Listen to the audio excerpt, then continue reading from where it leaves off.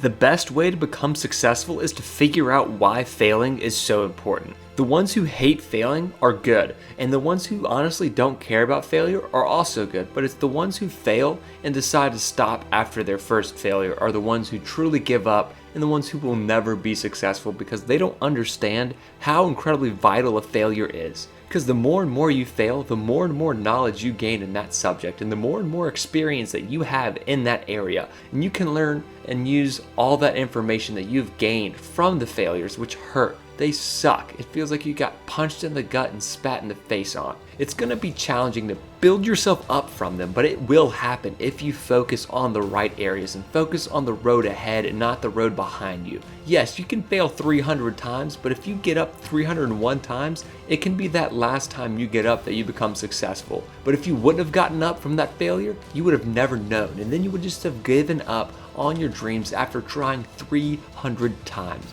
Everything would have been a waste of time and you wouldn't have gotten anything from it. But since you decide to get up every single time, eventually you will become successful because you are that focused and determined on achieving your goals. You'll do whatever you can to make sure failure doesn't happen again and again.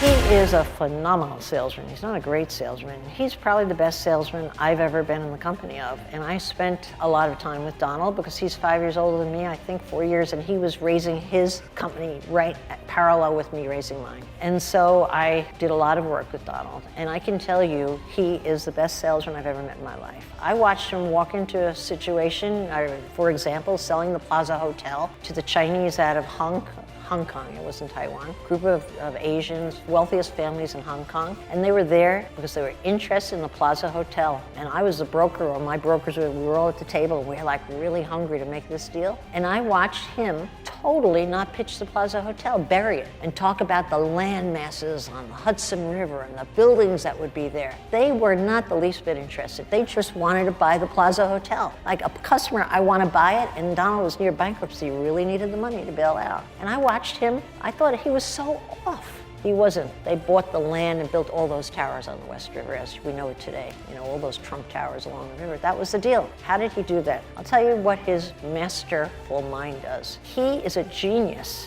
at picking out the vulnerability of someone's personality. I think I become more tolerant and kinder and have a softer eye as I get older and stay with my husband Bill for all these years. Like I could have more empathy much more easily. I can call it up. Whereas only 15 years ago I'd be very intolerant, not accepting of something. Now really? I see it's his personality and I might as well just roll over and be comfortable with it because where am I going to get? I'm not going to get anywhere. I'm not going to change him at this point. He's not going to change me. The bad news is you start to assume you know what to expect and never expect anything different or better or unusual or exciting. But I think the key then in a marriage is also not to think you're going to change each other and find your joy or your excitement or whatever it is you're thinking you don't find in one individual and find it outside the marriage. And that keeps the marriage stronger because you have other windows you're opening up on many relationships. And I'm not talking about having an affair. You know, it's like a crayon box. You can't get all the colors from one color, and that's who your husband has 3 colors. He's mastered those 3 colors, so you have to introduce those other colors and make sure you stay vital. The best advice I ever got was reverse advice, which was someone who said I wouldn't succeed. And it was the best for me, I should say. And that was my boyfriend / business partner who left me to marry my secretary after I was in business with him and living with him for 7 years. And he told me on the way out the door, because I left finally when I had the courage and started my own business all over again. And he said I'd never succeed without him. Let me tell you, the best advice. An insult. I think I used that insult to build the rest of my career on the back of that insult. And it fueled me when I couldn't find fuel in other places. So be careful, women are vindictive. I got even, I got successful. In the first 5 years of building my business, I was hyper-focused, laser-focused, because all I wanted to be was the queen of New York real estate. Had it in my mind on day 1, had it on day 2, I had it on day 14, and it never left my mind. I was hyper-focused on who I wanted to be, which was the queen of New York real estate. All the work was about getting there, but I That's the zone I was in, definite. On day one, in my head, I saw myself as the queen of real estate. I saw people coming up and kissing my ring like the Pope, like, yes, yes. I saw people asking, oh, Barbara, please tell us. I saw the clothing I was going to wear, which is vastly different than the clothing I had on, the shoes I was going to buy. So for me, it was a roadmap. It was crystal clear in full color. That business I built for 7 years with Ramon,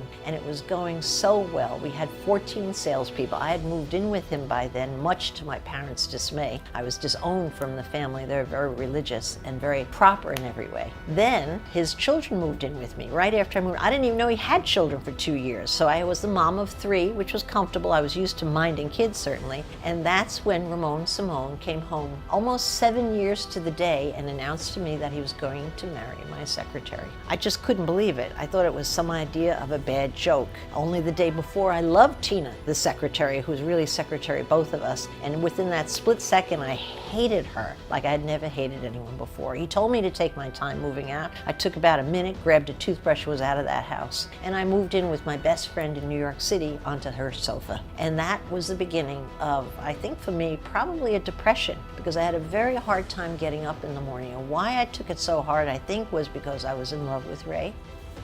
Thank you all so much for watching this video. If you haven't already, please go ahead and like the video, subscribe to the channel if you're new, and let us know what you thought down in the comment section below.